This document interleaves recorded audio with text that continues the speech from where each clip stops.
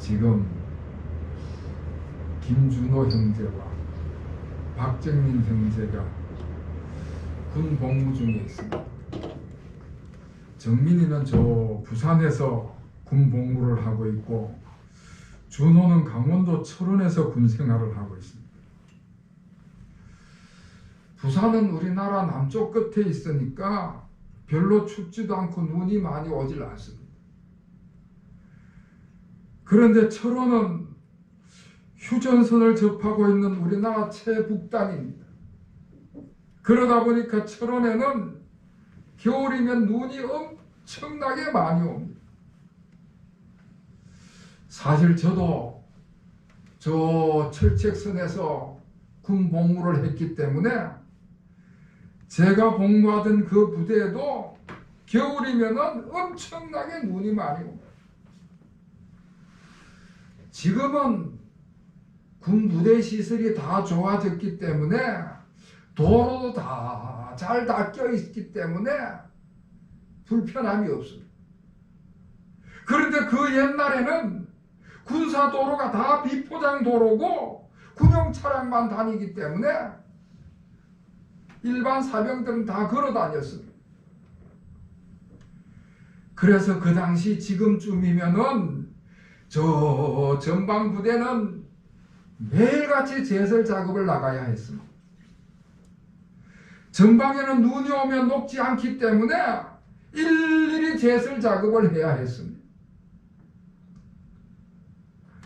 특히 그 부대에 상급 지휘관이 방문한다, 사단장이나 군단장이 시찰을 온다, 그런 연락이 오면은 전 부대원이 비상이 걸려가지고 막사뿐만 아니라 저 큰 길까지 제설 작업을 나가야 하는 것입니다.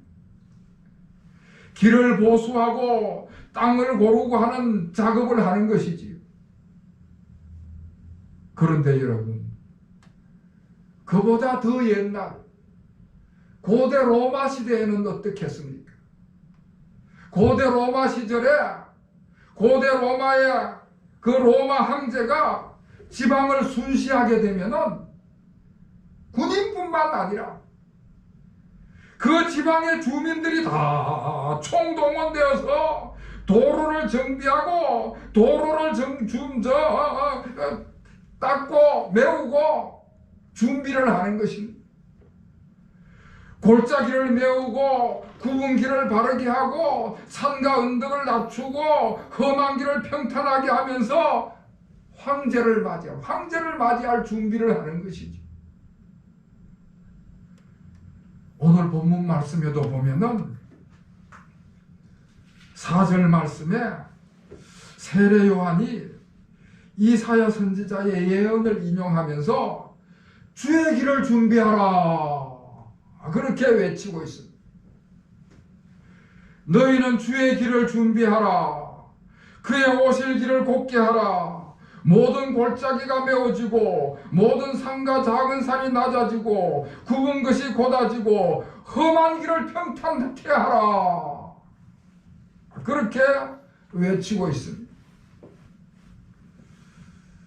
여러분, 세례 요한은 만왕의 왕이시며 하나님의 아들이신 예수 그리스도 오심을 맞이하기 위해서 길을 준비해야 된다, 그렇게 말씀을 해주고 있습니다.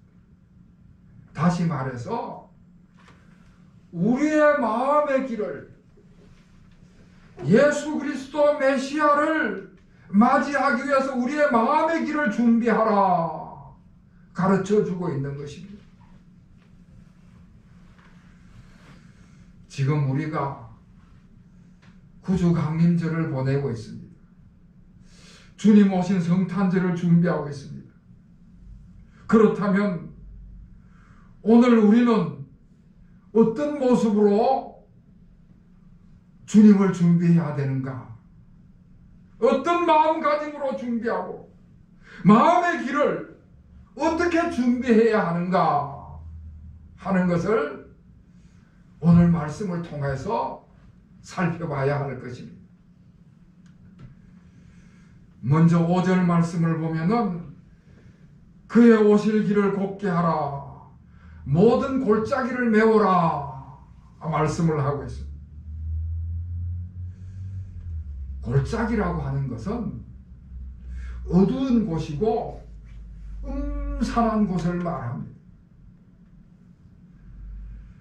빛은 예수님을 상징하는 반면에 어두움은 마귀를 상징하고 죄악을 의미하는 것입니다.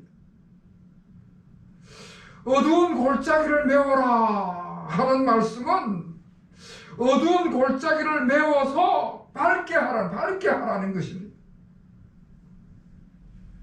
다시 말해서 어두운 죄의 문제, 죄악의 문제를 해결하라는 말씀입니다. 죄를 회개하라는 말씀이죠.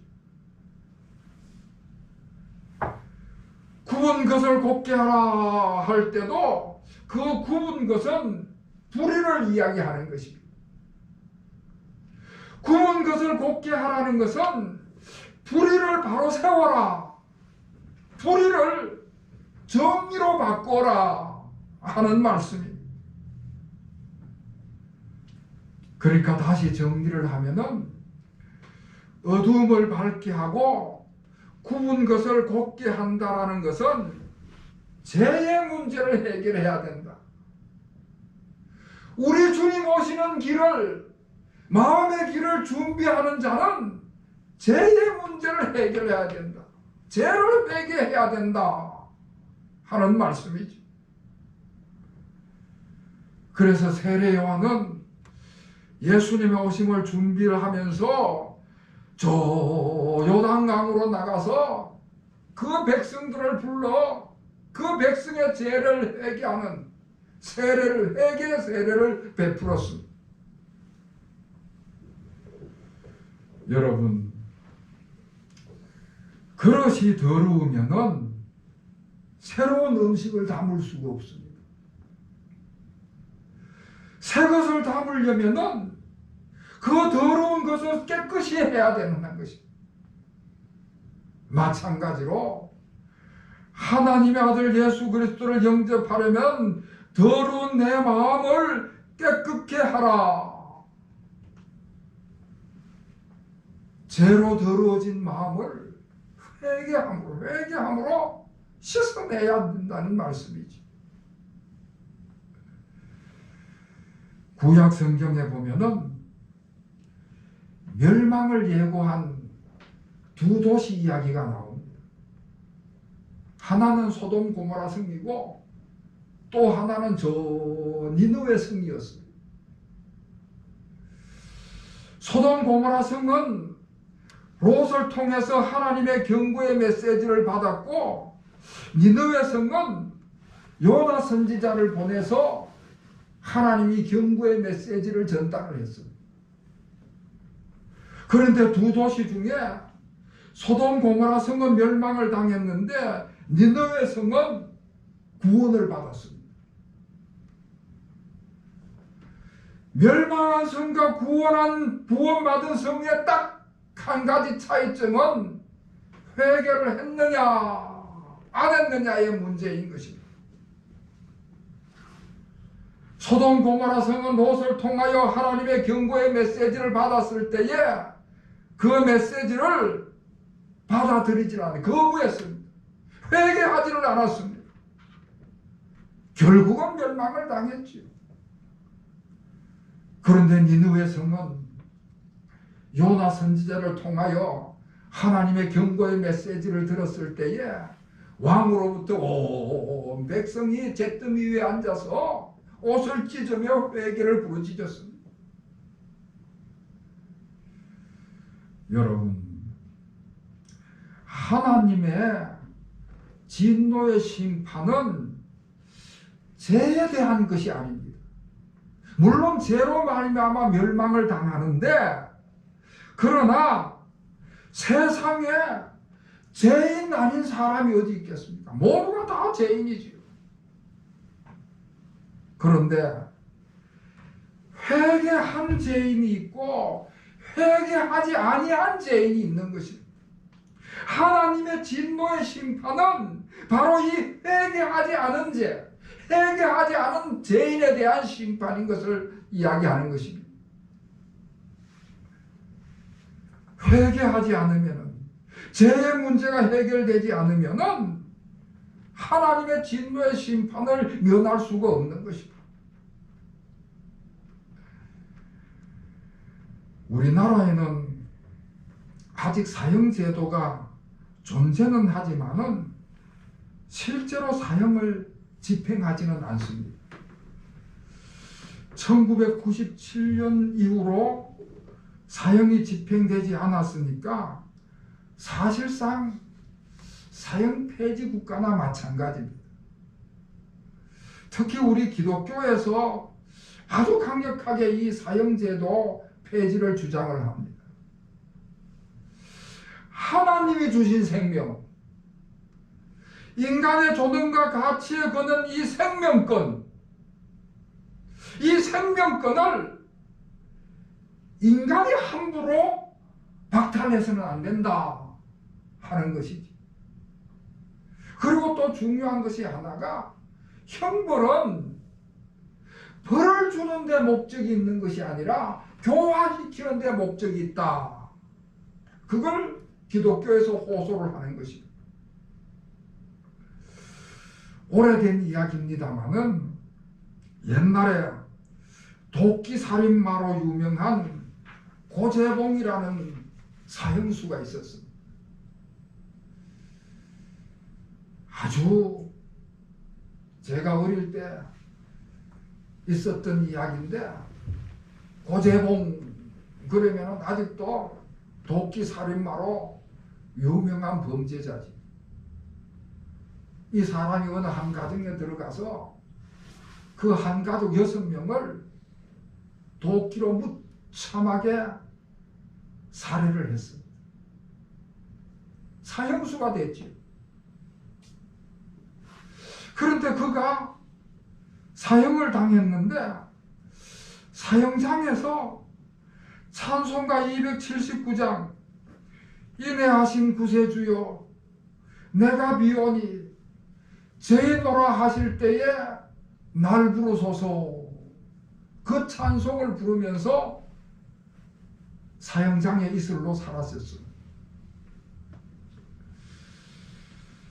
그 사형수가 복역하던 그 감옥에 대한성서공회에서 근무하던 안국선 전도사님이 찾아갔어요.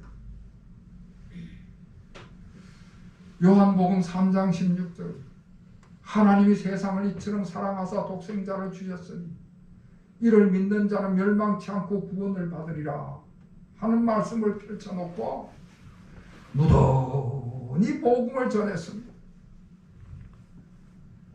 그리고 성경책을 선물로 전달하고 돌아왔는데, 이 고재봉이라는 사형수가 구원이란 말에 눈이 번쩍 떠여서 그날부터 성경책을 읽기 시작을 하는데, 밥 먹고 잠자는 시간 빼고는 온종일 성경책을 읽어서 일주일 만에 일독을 했다는 것입니다. 그리고 나서는 눈물을 쏟으면서 회개를 하고 세례를 받았습니다. 비록 형장의 이슬로 사라졌지만은 그가 그 이후에 무려 8,000명에게 복음을 전했다는 것입니다. 세상 법정에서는 죄값을 치렀지만은 하나님의 진노의 심판은 사면을 받고 죄인 부르실 때에 날 불러달라고 찬송을 부르면서 하나님의 영접을 받은 것입니다. 다음으로 오늘 5절 말씀에 보면은 모든 산과 작은 산을 낮추라 말씀을 하고 있습니다. 여기에서 모든 산과 작은 산이라는 것은 교만한 마음을 상징하고 있습니다. 교만한 마음을 낮추라. 교만한 마음이 낮아지고 낮아서서 겸손해져야만 그리스도를 영접할 수 있다 하는 말씀을 해주고 있는 것이죠.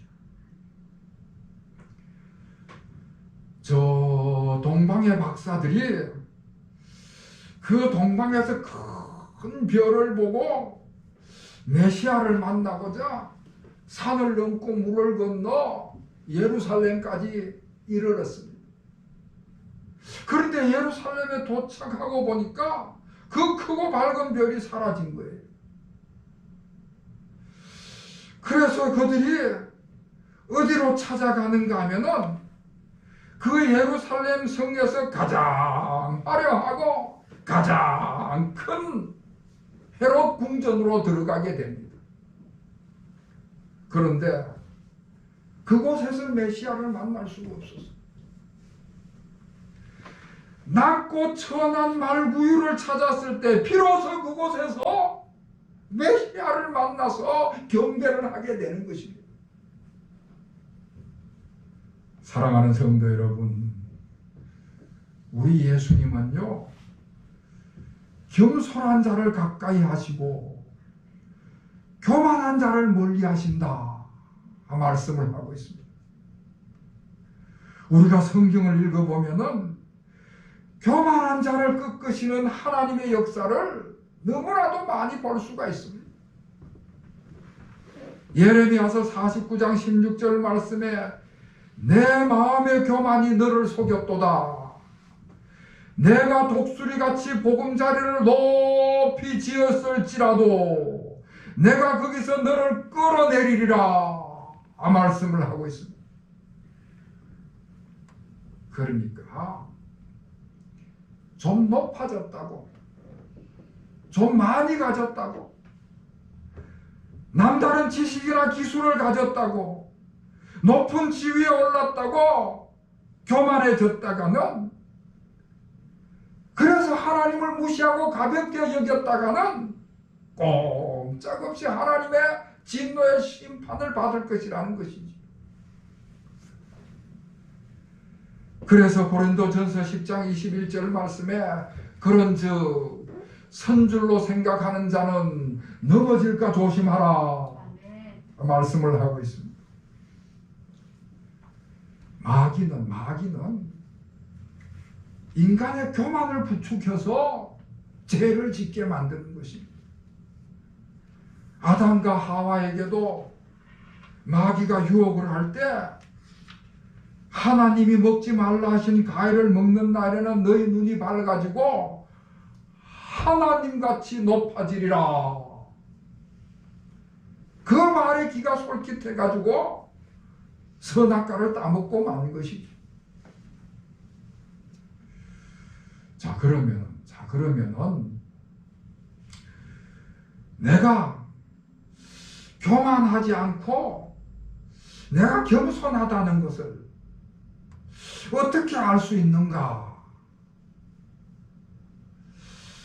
내가 교만하지 않고 겸손하다는 것을 뭘로 드러낼 수 있는가? 겸손한 사람의 표시는 섬김의 생활로 나타나는 거예요. 섬김의 생활. 예수님께서 예수님 자신의 성품을 이야기하실 때에 마태복음 11장 29절에서 나는 마음이 온유하고 겸손하다 그렇게 말씀을 하십니다. 우리 예수님은 그 마음이 온유하시고 늘 겸손한 성품을 가지고 계셨습니다. 그런데 예수님의 마음이 그렇게 온유하고 겸손하신 것을 어떻게 알 수 있느냐? 마가복음 10장 45절에 인자에 온 것은 섬김을 받으려 함이 아니라 도리어 섬기려 하고 자기 목숨을 많은 사람의 대속물로 주려 함이라. 할렐루야. 아멘. 그렇게 말씀을 하고 있습니다. 그러니까 우리 예수님의 겸손하신 성품은 말로만 겸손한 것이 아니라 섬기는 생활로 겸손의 본을 보이신 것이죠. 여러분, 예수님이 섬기는 종의 모습을 보이신 것이 가장 상징적으로 드러난 장면이 바로 이 성탄절, 말구유 탄생과 또 십자가에 죽으심입니다. 마구간은, 그 옛날 마구간은 종들이나 노예들이 드나드는 곳입니다. 노예들 중에서도 주인 옆에서, 주인 가까이에서 섬기는 노예는 그나마 괜찮은 노예고, 마구간에서 말이나 짐승이나 돌보는 그런 노예는 가장 낮고 비천한 노예인 것입니다. 그러니까 바로 그곳에서 예수님이 태어나셨다는 것은 가장 낮은 자리에서 섬김의 종으로 오신 모습을 나타내시는 것이지. 예수님이 죽으실 때도 십자가의 흉터를 메고 그 갈릴리 골고다 언덕을 올라가셨다 말씀하시는데, 그 당시 십자가 처형을 받는 제수들도요, 십자가 형태를 직접 메고 올라가는 제수가 있는 반면에 이미 세워진 형틀에 달리는 제수들이 있었습니다. 그러니까 십자가 형틀을 직접 메고 올라가는 그런 제수는 제수 중에서도 가장 비참한 제수라는 것입니다. 우리 예수님이 죽으실 때에 그렇게 종의 모습을 보여주신 것이지. 그러니까 모든 산과 작은 산을 낮추라 하시는 말씀은 교만한 마음이 낮아지고 또 낮아져서 겸손해져야만 우리 주님을 영접할 수 있다. 자신의 교만한 마음, 자신의 그 성미, 자신의 그 자랑거리 다 주님 앞에 내려놓고 엎드려야 하는 것이지. 그럴 때 하나님이 우리를 높이시는 줄로 믿으시기를 주의 이름으로 축원합니다. 마지막으로 험한 길을 평탄케 하라 말씀을 하고 있습니다. 험한 길이라는 것은 거친 길이고 울퉁불퉁한 길이고 위험한 길을 말하는 것이지. 여러분, 왕이 행차를 하는데, 임금이 행차를 하는데 그 길이 그런 험한 길이어야 되겠습니까? 그래서 왕의 행차의 길을, 그 험한 길을 평탄케 하라. 우리 저 안양에도 우리 안양 8경에 제4경이 만안교입니다. 안양천을 따라가다 보면은 그 지천으로 산막천이 있는데, 그 산막천 조금 올라가다 보면은 만안교가 나오는데, 이 만안교가 바로 그런 곳입니다. 정조대왕, 조선 22대 왕인 정조가 그 아버지 억울하게 죽음을 맞이한 사도세자 저 화성에 능을 찾아가는데 돌다리를 건널 수는 없죠. 개천을 왕의 행차인데 개천을 돌다리를 건널 수 없어서 그때 세운 다리가 바로 그 만안교, 홍예석교 그런 이름을 가지고 있습니다. 현대 건축술로 보면은 별로 보잘것없지만은 험한 길, 거친 길, 울퉁불퉁한 길을 평탄하게 하고 왕의 형차를 만드는 것입니다.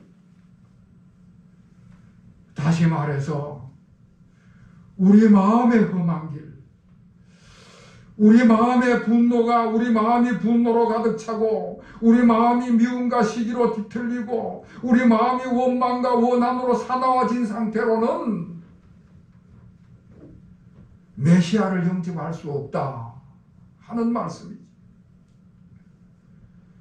메시아를 영접하려면은 우리 마음의 험한 길을 평탄하게 하라, 평안하게 하라, 평화롭게 하라 하는 말씀입니다. 그래서 예수님이 탄생하실 때에 하늘의 천사들이 노래하기를 하늘에는 영광이요 땅에는 평화로다 노래를 합니다. 제가 요즘 성경 통독 그 순서를 이제 카톡으로 전달을 할 때 권사님 다음 순서는 로마서 몇 장입니다. 며칠까지 보내주세요. 그리고는 살롬하고는 인사를 마칩니다. 여러분 이 살롬이라는 것이 하나님이 주시는 평화를 말하는 것입니다. 하늘로부터 임하는 평화를 이야기하는 것입니다. 하나님께서 인간에게 주시는 평화를 살롬이라 합니다. 그럼 이 살롬이란 평화는 어떤 평화냐? 하나님과 깨어진 인간이 하나님과 원만한 관계를 이루는 평화가 살롬의 평화인 것입니다. 창조주와 피조물인 인간이 화해하는 그 자리가 살롬의 자리인 것입니다. 하나님과 인생의 주인이신 하나님과 그 인생의 친밀한 교제를 이루는 그 자리가 평화의 자리, 화해의 자리, 살롬의 자리라는 것입니다.